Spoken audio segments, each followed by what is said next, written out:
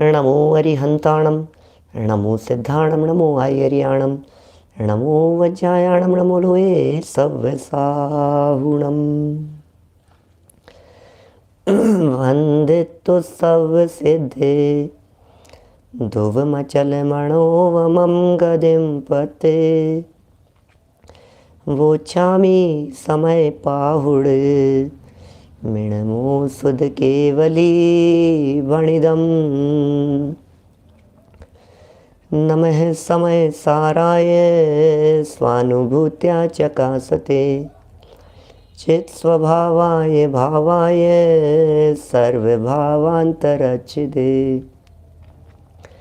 जिन स्वानुभूति से खीरी मम स्वानुभूति मधिगिरी। श्री विमल धारा जैन श्रुत आनंद अमृत से भरी।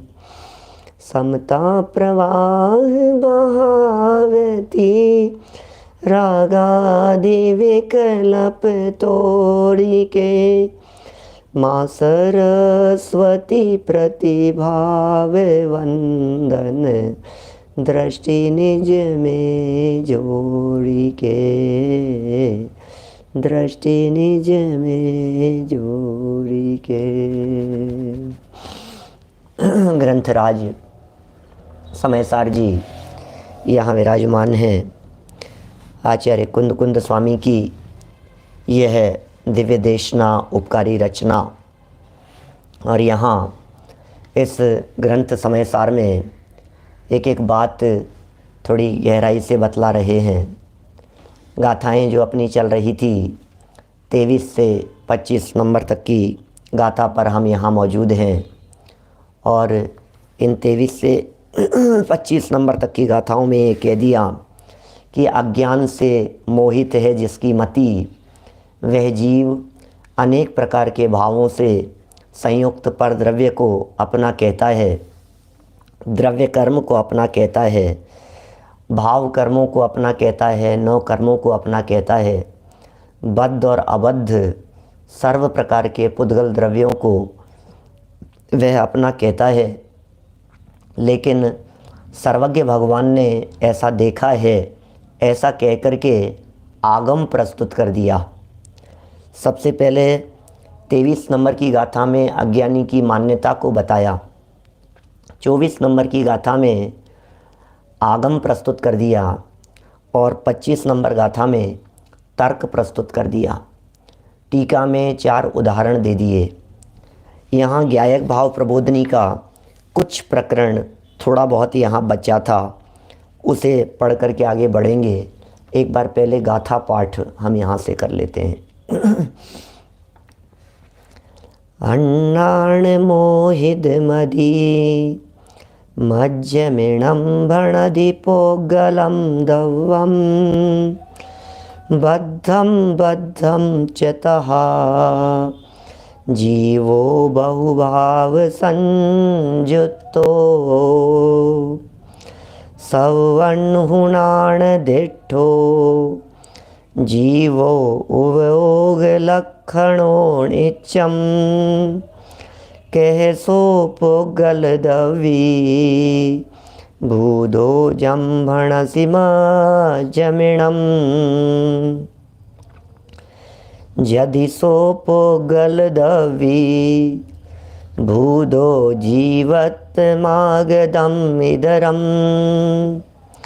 तो सको वत्तुम जे मज्जमिणं पुगलं दव्वम्।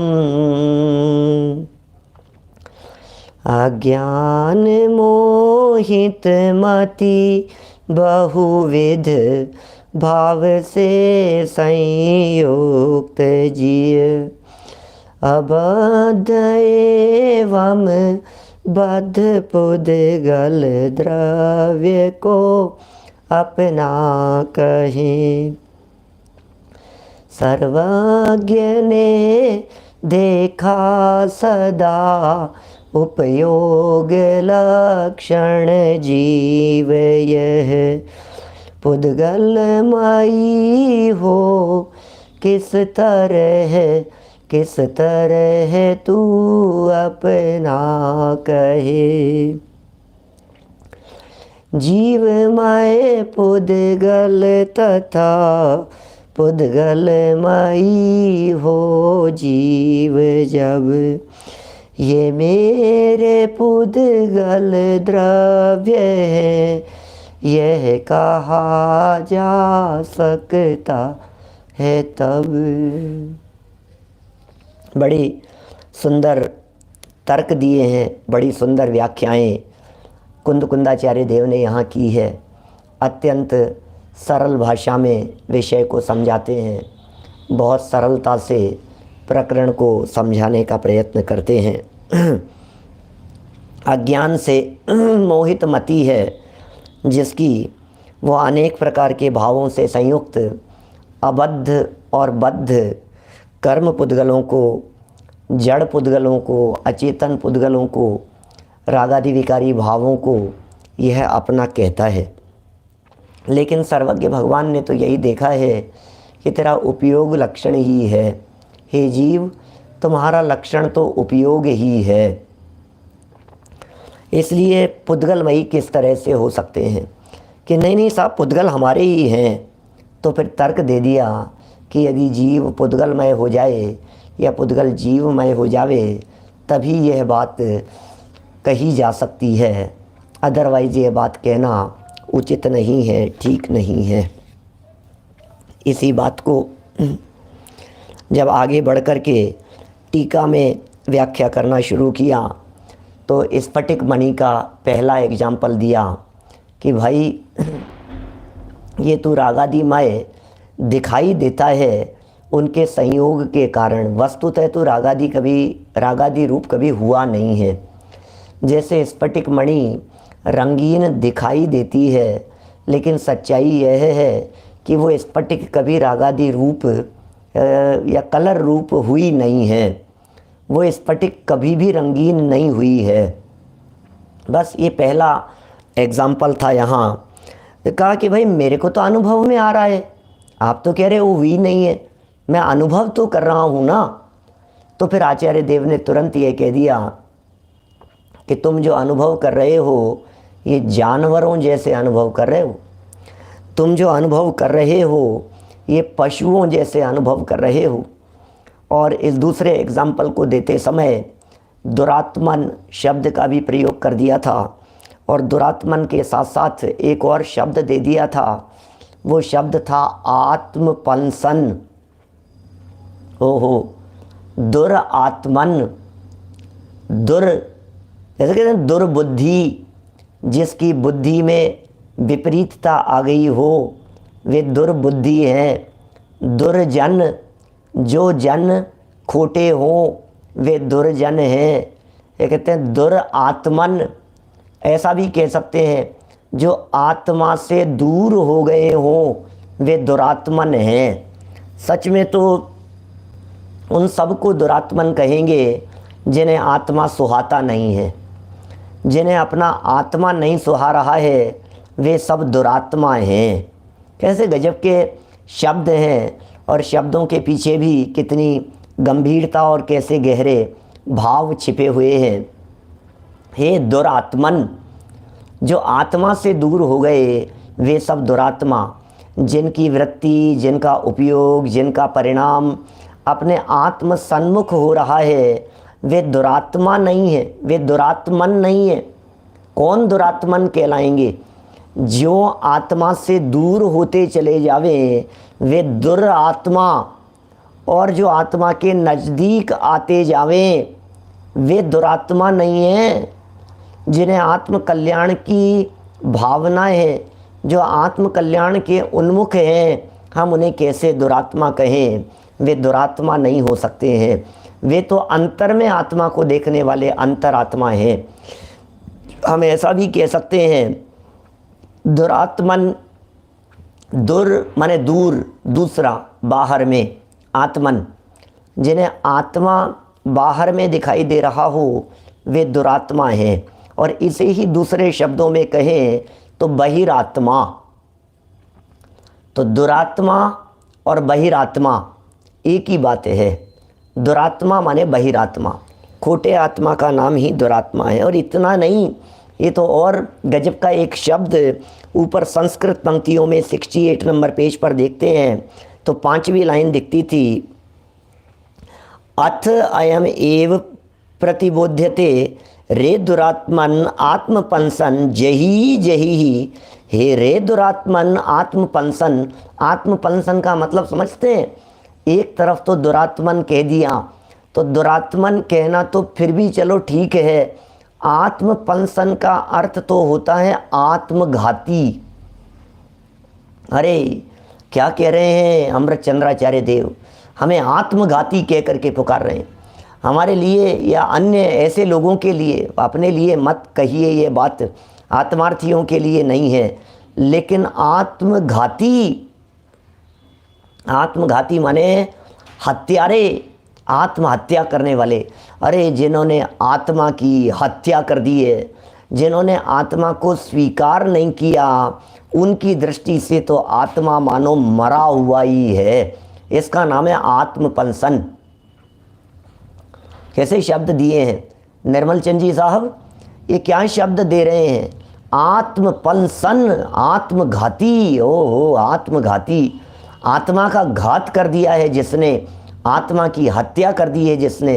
अरे जिसने आत्मा को स्वीकार नहीं किया, उसने तो मानो आत्मा को मार डाला हो। ओहो, मार डाला रे, इसने आत्मा को मार डाला।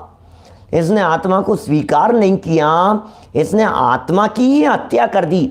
जिसने अपने आप को शरीर ही अनुभव किया, उसने आत्मा को मार दिया। मुर्दे को जिंदा समझ लिया और जिंदा चैतन्य आत्मा को मार दिया। बोलो क्या कहें?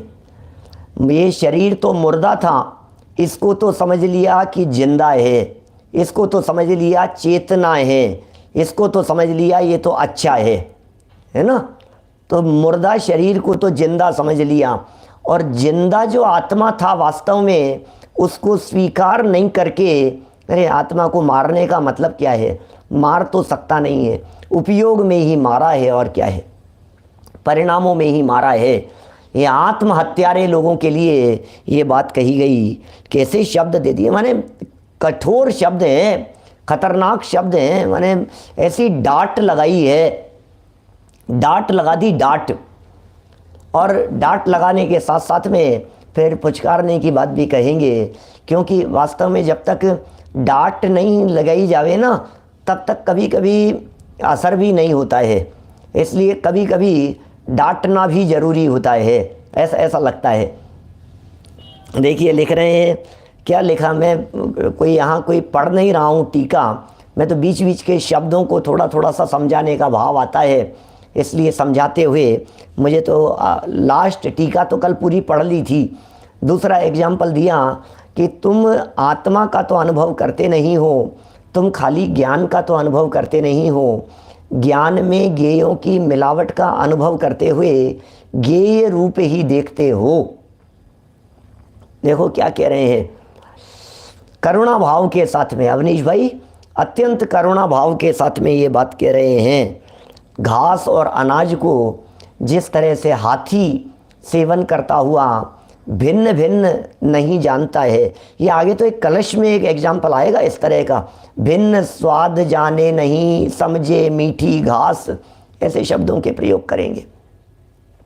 कह रहे हैं ये देखने के स्वभाव को छोड़ दो, संशय छोड़ो, विपर्य त्यागो, अनद्य वसाए रूप मत परिणमो, ये सब बातें इस दूसरे उदाहरण के साथ में कह दी गई। फिर दूसरे उदाहरण में जब ये बातें कही तो फिर इस जीव की थोड़ी सी वृत्ति ऐसी दिखी कि नहीं नहीं आप क्यों मना कर रहे हो, मैं जब अनुभव कर रहा हूँ, आखिर मेरे तो है ही ना, ये पर पदार्थ ये मेरे हैं ना, ये संयोग मेरे हैं ना, ये मकान मैंने बनाया है ना, ये रागादि मेरे ही तो हैं, मैं ही तो राग कर रहा हूँ, मैंने ही तो द्वेष किया है, ये कषाय भाव मेरे ही तो हैं, ये विभाव भाव मेरे ही तो हैं। तो फिर आचार्य देव को तीसरा एग्जाम्पल देना पड़ा कि भाई हम कह सकते थे तेरे, यदि तू पुद्गलमय हो जावे, या पुद्गल जीवमय हो जावे तो क्या दिक्कत है, हो जाने दो जीव पुद्गल और पुद्गल जीवमय। तो एक तीसरा एग्जाम्पल दे दिया कि यह बात तब तो संभव थी जब नमक जल रूप जिस तरह से हो जाता है, माने नमक का क्षारत्व खारापना और उसी नमक का द्रवित हो जाना, जैसे बरसात के दिनों में वो नमक पानी छोड़ देता है और फिर वही गर्मियों के दिनों में वो पानी पुनः नमक रूप से जम जाता है। तो उसमें तो कोई विरोध नहीं है इस बात में, तो नमक का पानी हो गया या पानी का नमक हो गया, इसमें किसी तरह का विरोध नहीं आता। यदि ऐसा होता तो हम जीव को पुद्गल और पुद्गल को जीव मान लेते, किंतु ऐसा होता नहीं है क्योंकि इनके सह अवस्थान विरोध है।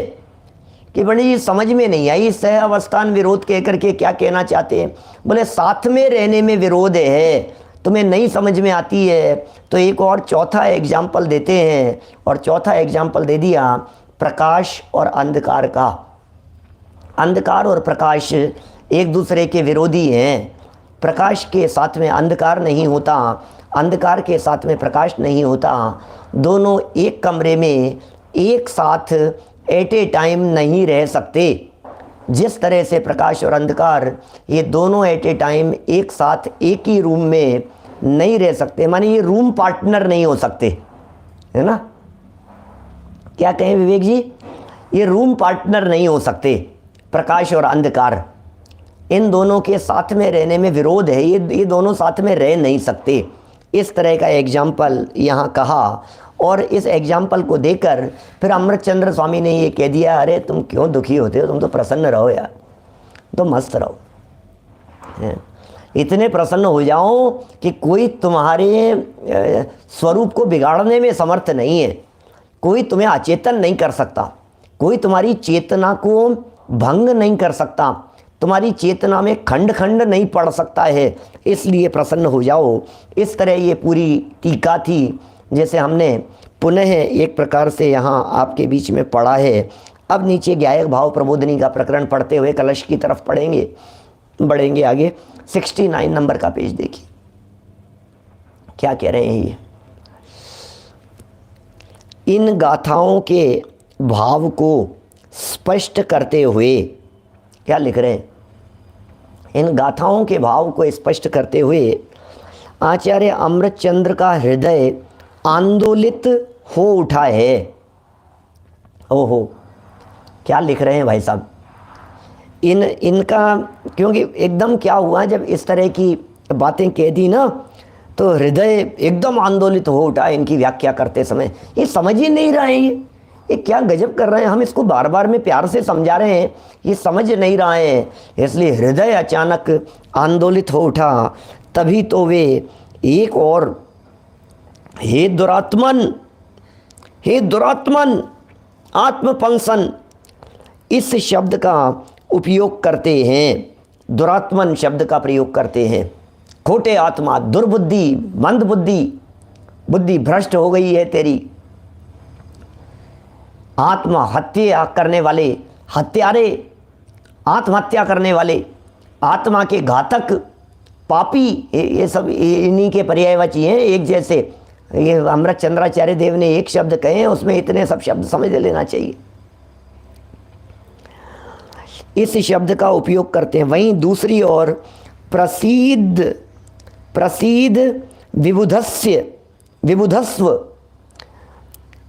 विबुध्यस्व, ओहो क्या कह रहे हैं?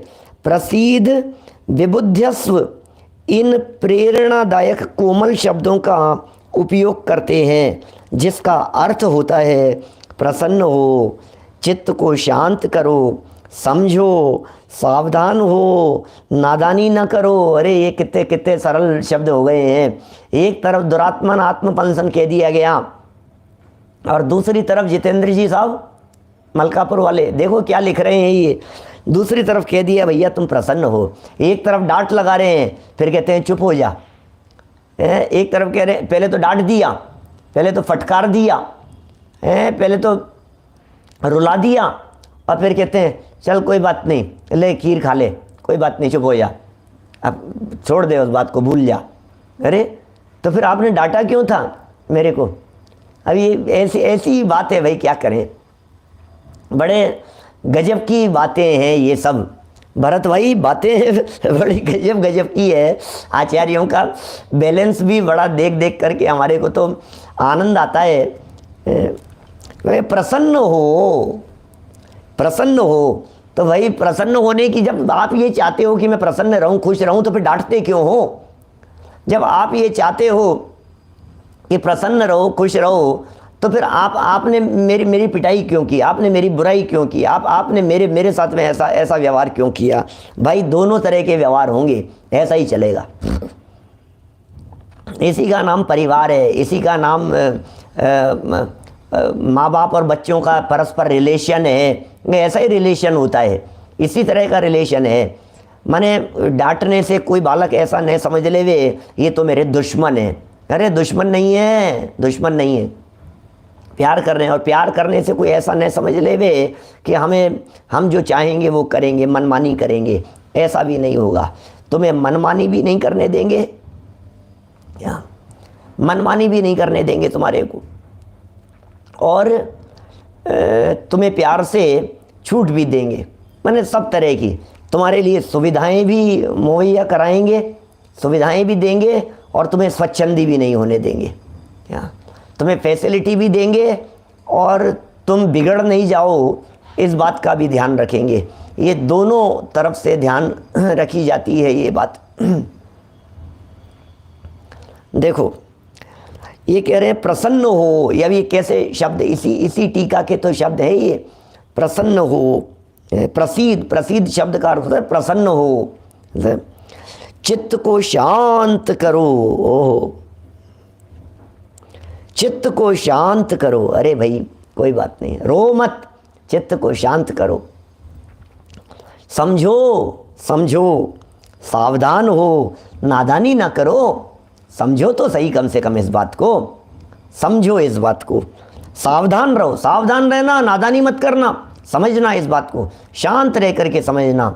सहज रहो, शांत रहो, सहज सदा ही शांत रहो।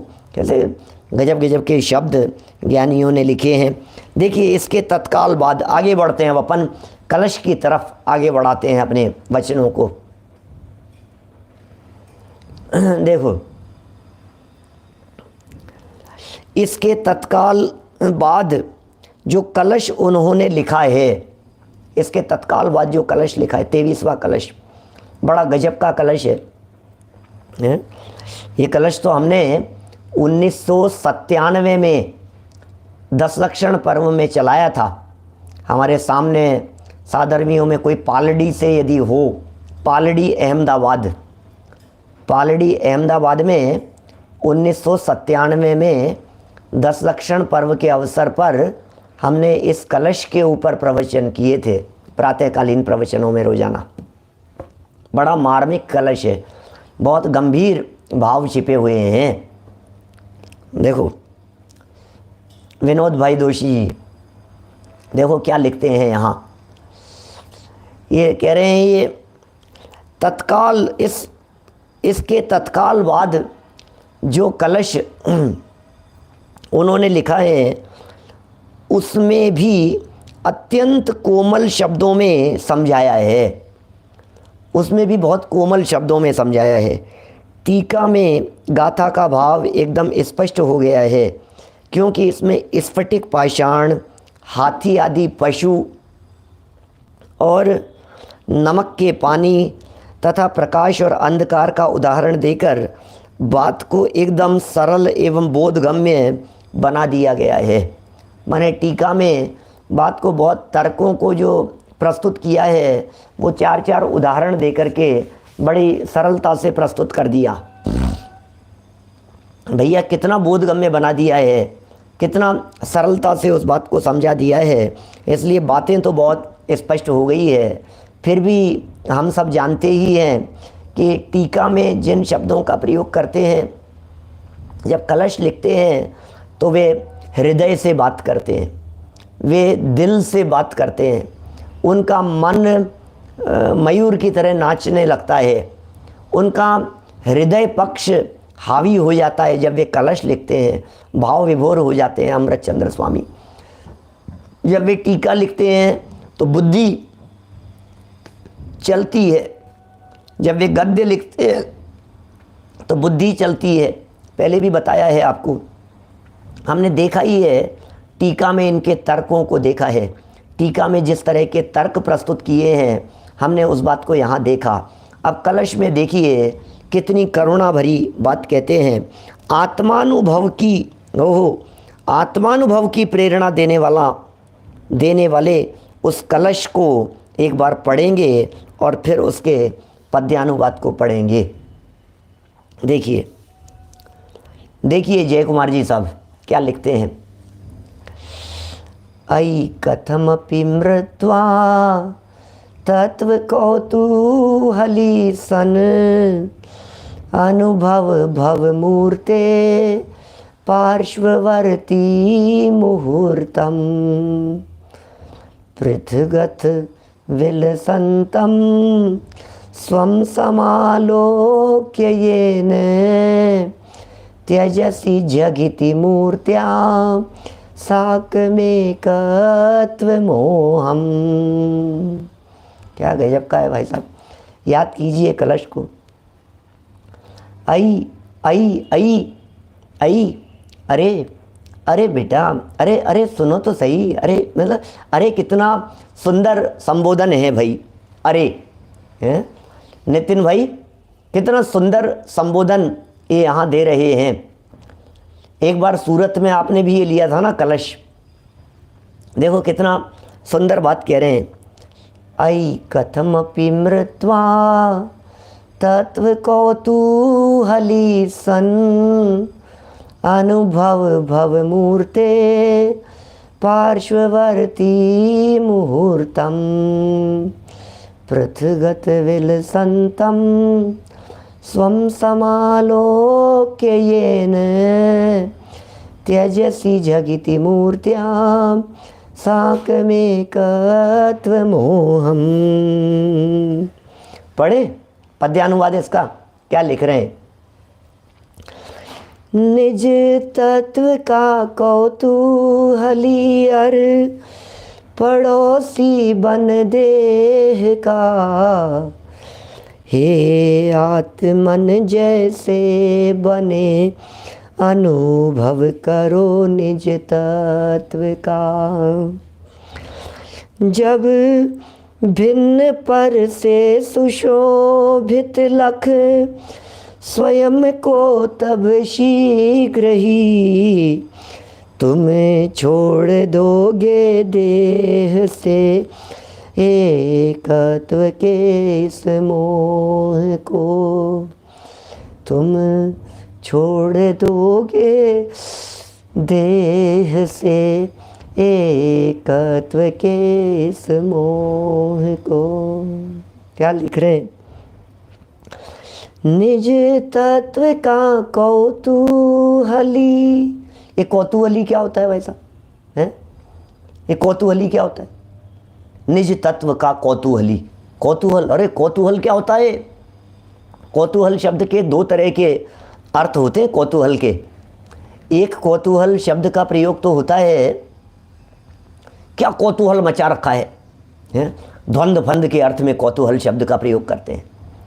अरे उठापटक कर दी, तांडव मचा रखा हो, विध्वंस मचा रखा हो, तोड़ फोड़ मचा रखी हो, तो कह कौतूहल, कौतूहल मचा रखा है। त्रिलोक मंडन नाम के हाथी ने जंगल में कौतूहल मचा रखा था। आतंक मचाने के अर्थ में कौतूहल शब्द का प्रयोग।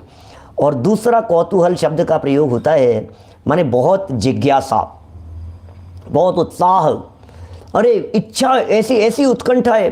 कौतूहली मतलब बहुत कौतूहल। जैसे बाजार से कोई चीज़ नई आती हो घर में, या समझ लो जैसे छोटे बच्चों की बात करो, 5-7 साल के, 8-10 साल के जो बच्चे होते हैं, इन बच्चों में अमेजॉन से कोई पार्सल मंगाया, तो पार्सल आने के बाद में अब उन्हें कहेंगे तेरा गिफ्ट आ गया है, ये पैक है, कि नहीं खोलूँगा, उसे पहले खोलूँगा, मैं खोलूँगा, मैं देखूँगा जल्दी। तो ये जो जैसी उत्साह होता है उसे खोलने का, उसे देखने का, जो अंदर में एक तीव्रता बनी हुई होती है कि अरे तेरा देखा हुआ है, सब वही चीज़ है, वही पीस है, जैसा पहले था सेम वही है, लेकिन फिर भी जो एक तीव्रता है, इसे कहते हैं कौतूहली, एक्साइटमेंट इसे कहते हैं अपन। कैसा कैसा उत्साह है, किसके उत्साह की बात कर रहे हैं? बोले निज तत्व का कौतूहली तो बन भैया, आज तक अनंत बार जगत के पर पदार्थों का कौतूहली बना है। दुनिया में कोई नया प्रोडक्ट आता है तो उसे देख देख करके कौतूहली होता है। कोई नई टेक्नोलॉजी आती है तो उसे जानने, सीखने, समझने और देखने के लिए कौतूहली बनता है। किसी तरह के कोई ऐसे वो लगे हों,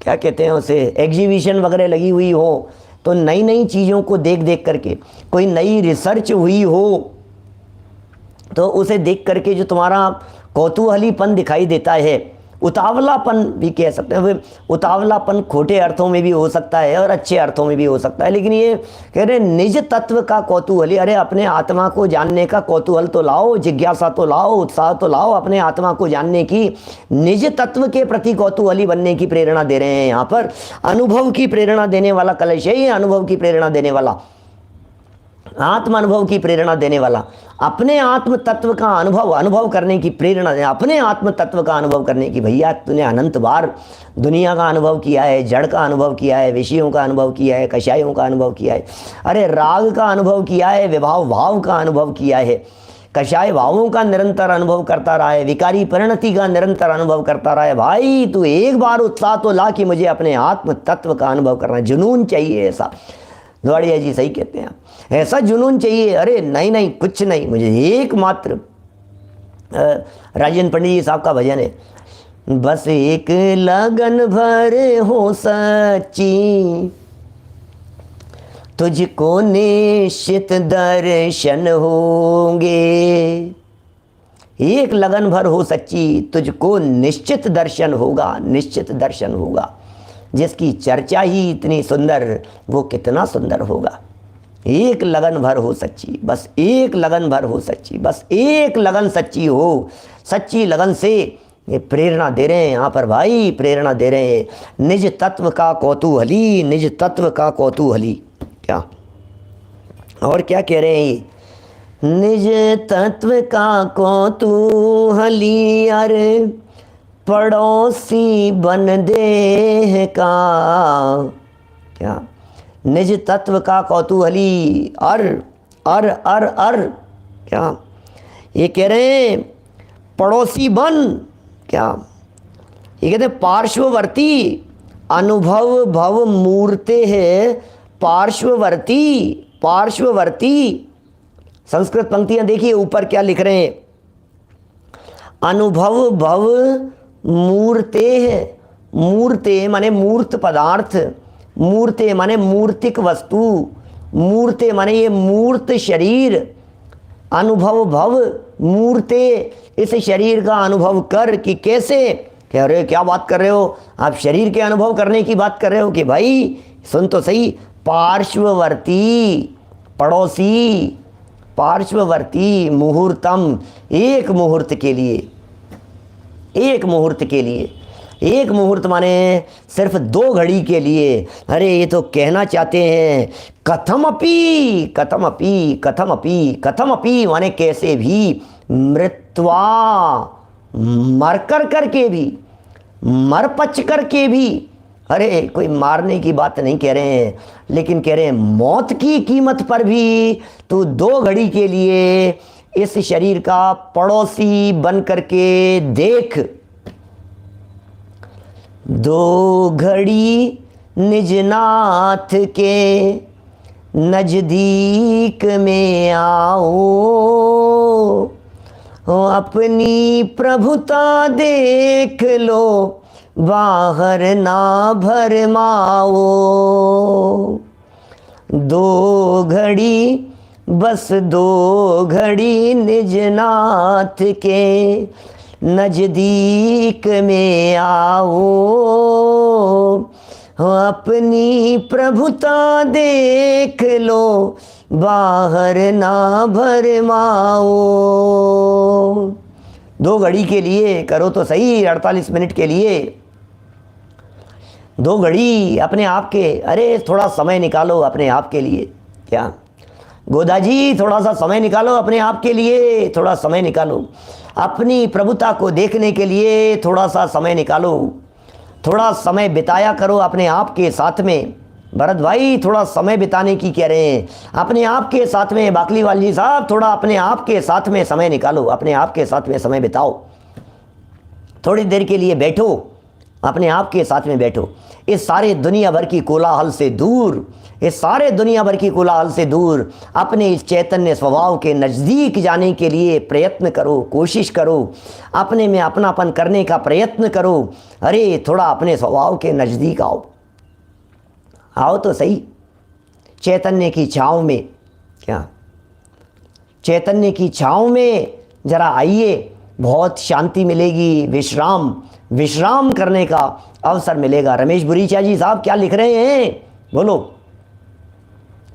2 घड़ी निज नाथ के नजदीक, उसको पड़ोसी कर दिया, शरीर को पड़ोसी कर दिया।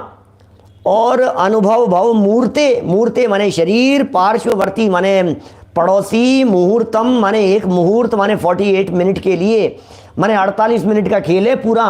48 मिनट हमारे आदरणीय पंडित जी साहब, ज्ञानचंद जी पंडित जी साहब विदिशा वाले, ये कहा करते थे, अरे भाई तू सुन, 2 घड़ी में, एक मुहूर्त में जिस भवन में बैठे हो, इस भवन की नींव नहीं भरी जा सकती है। इस 2 घड़ी में मोक्ष महल तैयार हो सकता है। तू कल्पना तो कर, तू क्या बात करता है। जिस महल में बैठा है, इस महल की नींव नहीं भर सकते पौन घंटे में, लेकिन मुक्ति महल तैयार हो सकता है। आप क्या बात कर रहे हो? मुक्ति महल की नींव की बात नहीं कर रहे, ये मुक्ति महल तैयार हो सकता है, मुक्ति महल में जाकर के विराजमान हो सकता है। ये 2 घड़ी की पावर है भाई साहब, ये 2 घड़ी की ऐसी पावर है, इस एक अंतर्मूर्त की ऐसी पावर है। जो व्यक्ति इस पावर को समझ लेवे, अरे समस्त कर्म विध्वंस हो जाते हैं, सारे कर्म विध्वंस हो जाते हैं। ऐसी पावर है इस 2 घड़ी में। 2 घड़ी इस चैतन्य तत्व के अनुभव करने की शक्ति, आपको अंदाजा नहीं है क्या शक्ति है। 2 घड़ी इस चैतन्य तत्व के अनुभव की शक्ति, ऐसी शक्ति है ये। क्या अद्भुत अद्भुत शक्ति है, अद्भुत पावर है भाई तुम्हारे पास में। कंसंट्रेशन करना है, उपयोग को कंसंट्रेट करना है, एक जगह पर लगाना है अपने उपयोग को, सारे विकेंद्रित उपयोग को एक स्वभाव के ऊपर केंद्रित कर लीजिए। फिर देखिए ये कर्म पुद्गल परमाणु ये जल करके कैसे भस्म नहीं होते हैं सारे कर्म। फिर हो जाएगा अष्ट कर्म दहनाए धूपम निर्वपामीति स्वाहा। हो क्या फिर सहज ही हो जाएगा क्या? धूपम निर्वपामीति स्वाहा, अष्ट कर्म दहनाए, सारे कर्म दहन हो गए। फिर हो जाएगा कर्म दहन विधान, कर्म दहन विधान। ओहो, ये क्या लिखते हैं, ये ऐसा लिखते हैं, सुनो। उमा स्वामी आचार्य ने कहा, अंतर्मूर्त के लिए लिखा, उस ध्यान के प्रकरण में लिखा, उस धर्म ध्यान शुक्ल ध्यान के संदर्भ में लिखा उन्होंने। भैया सुनो भैया, अंतर्मूर्त के लिए जो ध्यान होता है, ध्यानवांतर मुहूर्तात उत्तम संगननस्य एकाग्र चिंता निरोधो ध्यानवांतर मुहूर्तात। बस उत्तम सेनन वाले के एक मुहूर्त के लिए जो ध्यान होता है, अंतर मुहूर्त के लिए जो ध्यान होता है, बोले केवल ज्ञान की प्राप्ति करा देने में समर्थ है। ये 2 घड़ी की बात कर रहे हैं। शरीर का पड़ोसी बनेगा तो अपना मकान कौन सा? साहब मैं तो यही समझ रहा था। देखो 2-3 बातें हो सकती है अलग अलग तरह से। एक बात तो ये हो गई कि जड़ चूने पत्थर ईंट मकान ये जो दिखाई दे रहा है, इस मकान में रहता हूँ। एक व्यक्ति तो ये कहता है कि मैं इस मकान में रहता हूँ। कौन से मकान में रहते हो? कि साहब ये इस मकान में रहते हैं, अपने अपार्टमेंट का, अपने फ्लैट का, अपने बंगले का, जो भी आप मकान आप जो है जिसमें रहते हैं, बोले मैं इस मकान में रहता हूँ। दूसरा व्यक्ति ये कहता है, अरे नहीं भाई तू कहाँ रह रहा है इस जड़ मकान में, तू तो इस देह रूपी देवालय में रहता है। ये विचार कर, इस जड़ मकान में नहीं रहते हम, हम देह रूपी देवालय में रहते हैं, हम शरीर रूपी भवन में रहते हैं, हम शरीर रूपी मकान में रहते हैं। ये दूसरे प्रकार का वचन हुआ, शरीर रूपी भवन में, देह रूपी देवालय में रहने वाला। अब तीसरा उत्कृष्टतम वचन कहते हैं हमारे वीतरागी संत, वे कहते हैं अरे भाई तू शरीर में कहाँ रहता है, ये शरीर में नहीं रहता, ये आत्मा तो अपने असंख्यात प्रदेशों में रहता है। हम तो अपने असंख्यात प्रदेशों में रहते हैं भाई, हम शरीर में नहीं रहते, हम देह में नहीं रहते, हम तो अपने असंख्यात प्रदेशों में रहते हैं। देह में रहते हो तो मुंह खोलो और अंदर निकलो, जरा देखो जरा कहाँ है आत्मा, कहीं दिखता है कि अंदर तो हवा ही हवा भरी हुई है, अंदर तो हवा भरी हुई दिखाई देती है, अंदर तो हड्डी खून मांस दिखाई देते हैं। ऑपरेशन करने पर आत्मा दिख जाना चाहिए, क्योंकि शरीर के अंदर आत्मा रहता है ना, तो दिख जाना चाहिए। और चीर फाड़ कर दी तो आत्मा निकल करके भाग जाना चाहिए कि नहीं भाई, शरीर की चीर फाड़ करने पर भी वो भागता नहीं है, शरीर के अंदर देखने पर भी वो दिखाई नहीं देता। अंदर तो अंधकार दिखाई देता है, अंदर तो हवा दिखाई देती है, अंदर तो गैस दिखाई देती है, अंदर तो पोलापन दिखाई देता है। तो फिर आत्मा कहाँ रहता है कि आत्मा शरीर में नहीं रहता है, आत्मा तो आत्मा में रहता है। ओहो, आत्मा तो आत्मा में रहता है, आत्मा तो आत्मा में रहता है। भैया क्या बात बतलाएं, ये आत्मा कहाँ रह रहा है, ये आत्मा तो अपने असंख्यात प्रदेशों में रहता है, आत्मा तो अपने असंख्यात प्रदेशों में निवास करता है। ऐसी बात लिख रहे हैं। देखिए बड़ी अद्भुत अद्भुत बातें हैं ये सब कह रहे हैं। यहाँ पर कलश पढ़ रहे हैं, अभी तो अपन पद्यानुवाद पढ़ रहे हैं यहाँ, है ना। देखो, निज तत्व का कौतूहली, क्या शब्द है, निज तत्व का कौतूहली अर पड़ोसी बन देह का, हे आत्मन जैसे बने अनुभव करो निज तत्व का। जैसे बन पड़े भैया, एक ही काम करने योग्य है, हमें नहीं मालूम तुम्हें कैसे करना है, काम ये करना है, बस ये समझ लो आप। कैसे करना है ये तुम्हारी तुम जानो, हम नहीं जानते कैसे करना है, कैसे होगा, किस विधि से होगा, किस प्रक्रिया से होगा, तुम्हारी तुम जानो, हम कुछ नहीं जानते। हमने तो एक बात कह दिया, जैसे भी बन पड़े। हे आत्मन, पड़ोसी बनने की कह रहे हैं। अभी पड़ोसी को खोलेंगे, अभी आज तो नहीं है अपने पास में इतना समय कि हम पड़ोसी की चर्चा में लग जाएं, लेकिन बड़ा सुंदर स्पष्टीकरण इस टीका में किया है, इसकी व्याख्या करते समय किया है। अमृत चंद्राचार्य देव ने तो कलश लिख दिया है, कलश का अर्थ भी पढ़ेंगे और उसके विस्तार में भी जाएंगे। ज्ञायक भाव प्रबोधनी के अंदर भी बड़ा अच्छे ढंग से उसे खोला है। निज तत्व का कौतूहली, कौतूहली नहीं है वास्तव में, तो आत्मा को जानने का कौतूहली नहीं है। दिल पर हाथ रख करके बतलाओ, आत्मा को जानने की जितनी जिज्ञासा है, दिल पर हाथ रख करके बतलाओ, आत्मा को जानने की कितनी उत्कंठा है आपके हृदय में। मन करता है क्या कि आत्मा को जानो बस। आत्मा प्रवचनों में ही होता है, प्रवचन सभाओं में ही होता है। उत्साह तो नोटों के प्रति होता है, उत्साह तो डॉलर्स के प्रति होता है, उत्साह तो खान पीन के प्रति होता है, या उत्साह तो भोग विलासिता के प्रति होता है, उत्साह तो संयोगों के प्रति दिखाई देता है। निज तत्व का कौतूहली, निज तत्व का कौतूहली, निज तत्व कहकर के वही चैतन्य आत्मा, निज तत्व माने अपना ये चैतन्य आत्म तत्व, उस आत्म तत्व का कौतूहली होकर के पड़ोसी बन करके देखो, पड़ोसी बन करके देखो माने बगल में खड़े होकर के देखो। कभी ऐसा अनुभव करो, जैसे ये टीवी वाले बहुत अच्छा दिखाते हैं, कई बार, बहुत सालों में तो अभी देखा नहीं है, लेकिन आप लोगों ने ज़रूर देखा होगा, मुझे भी ध्यान है, कई बार ऐसा दिखाते हैं। कभी कभी जब मन का द्वंद्व चल रहा होता है तो वो ऐसा दिखाते हैं, एक इधर दिखाते हैं और फिर दूसरा उसका डुप्लीकेट इधर दिखाते हैं। डबल रोल नहीं, खुद से बातें करते हुए, खुद से बातें करते हुए बगल में खड़ा कर देते हैं और बगल में खड़ा करके और वो दिखाते हैं, तो फिर ऐसा नहीं है। फिर वो दूसरे पार्ट से वो बात निकल करके आती है, ऐसा नहीं, ऐसा है, तो फिर ऐसा होना चाहिए। फिर खुद ही खुद से इस तरह से स्वयं से बातें करते हुए ऐसे दो दिखाते हैं। ऐसे आचार्य देव मानो ये कहना चाहते हैं, भाई तुम शरीर में रहते हुए कभी ऐसा हो कि तुम शरीर को बिल्कुल ऐसे पड़ोसी बन करके, जैसे तुम बगल में खड़े हुए हो और बगल में खड़े खड़े एकदम तुम शरीर को देख रहे हो, कैसे हो सकता है? ये डबल इमेज वाली जो बात है राजीव जी साहब, ये जो डबल इमेज है, ज़रा देखो तो सही। इस डबल इमेज में अपने इस शरीर को अलग देखो। आत्मा, बिल्कुल आत्मा तो मैं हूँ और इस शरीर को मैं देख रहा हूँ, भिन्न होकर के देख रहा हूँ, पृथक बगल में खड़ा होकर के देख रहा हूँ। ये खड़े होने की बात कह रहे हैं। पड़ोसी बन करके इस देह का, शरीर का पड़ोसी बन करके देख। हे आत्मन, हे आत्मन, तुम तो आत्मा हो, तुम शरीर नहीं हो। अरे तुम्हें किस नाम से पुकारा जाए? ये तो नाम माता पिता का दिया हुआ एक निरर्थक नाम है। हम इस नाम वाले नहीं है, ये नाम हमारा नहीं है।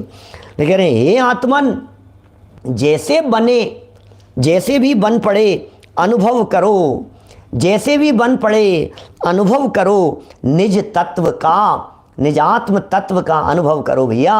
जैसे भी बन पड़े आत्म तत्व का अनुभव करो। क्या बगल में खड़े होकर के देखो जरा, उस आत्म तत्व का अनुभव करो। जब क्या होगा भाई साहब, मैं पड़ोसी बन करके देखूंगा तो क्या होगा? बोलो, जब शरीर का पड़ोसी बन करके देखूंगा तो क्या होगा? बोले सारा काम हो जाएगा, बस यही तो काम करना है, यही भेद विज्ञान करना है, यही सबसे महत्वपूर्ण भेद विज्ञान है, यही असली में करने योग्य काम है। इसके अलावा दूसरा करने योग्य कोई काम है ही नहीं। जब भिन्न पर से सुशोभित, ओहो, जब भिन्न पर से सुशोभित, माने पर से भिन्न जब अपना सुशोभित शोभा को प्राप्त होता हुआ लख स्वयं को, अरे अपने आप को देखेगा। जब पर से भिन्न अपने आत्म तत्व को देखेगा, पर से भिन्न शोभायमान अपने इस चैतन्य तत्व को देखेगा, अपने इस आत्म तत्व को देखेगा, तब शीघ्र ही तुरंत हो गया। जैसे ही पड़ोसी बन करके देखा तो ये कह रहे हैं तुरंत ही कि क्या हो गया? तुम छोड़ दोगे देह से एकत्व के इस मोह को, तुम छोड़ दोगे कि क्या होगा? क्या बताओ तो सही। इसको जब पड़ोसी बन करके देखने की बात क्यों कर रहे हो? और जब शरीर को पड़ोसी बन करके देखूंगा तो उससे हासिल क्या हो जाएगा? ये बताओ तो सही। तो ये कह रहे हैं तुम छोड़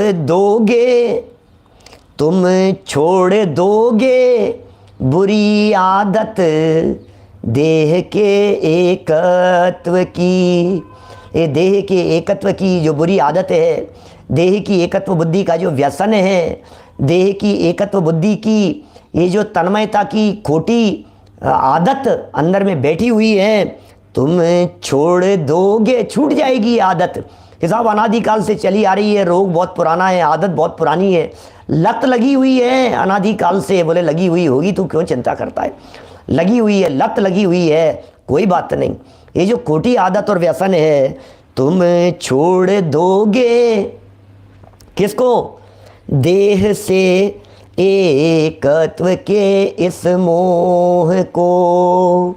देह के प्रति एकत्व का जो ये मोह है, ये सहज ही छूट जाएगा। एक बार ये शरीर हमें कैसा दिखना चाहिए? ये शरीर हमें पड़ोसी दिखना चाहिए। यदि शरीर पड़ोसी दिखाई देगा तो इस पड़ोसी के प्रति अपनापन स्वयं ही टूट जाएगा। हम सभी का इस शरीर रूपी पड़ोसी के प्रति अपनापन, एकत्व बुद्धि, ममत्व बुद्धि टूट जाए सदा सदा के लिए। इसी मंगल भावना से मैं बात को यहीं विराम देता हूँ। अभी तो कलश का मर्म बाकी है। हम ऐसा भी कह सकते हैं, पिक्चर तो अभी बाकी है, प्रेरणा तो ये दी गई है, मर पच करके भी यह कार्य कर लेने योग्य है। हम सभी मर पच करके भी इस कार्य को करें। इसी मंगल भावना से बात को यहीं विराम देता हूँ। निज निधि निज में बताई, यह अनंत उपकार है। उसके लिए जिन वाणी माँ को वंदना शत बार है, वंदना शत बार है। नमो हरिहंताणम, नमो सिद्धाणम, नमो आयरियाणम, नमो वज्रायणम, नमो लोहे सव्य